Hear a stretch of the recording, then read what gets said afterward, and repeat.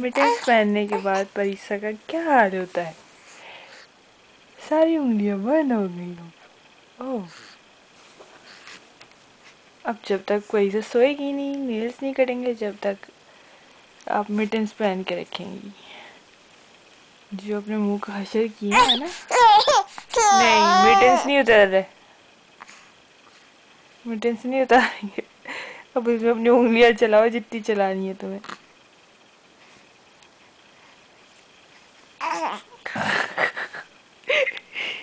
अंगूठा खाना है, वो भी नहीं खा सकती हुई।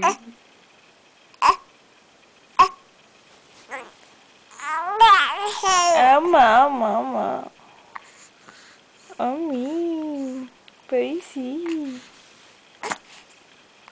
पैसी पैसी पैसी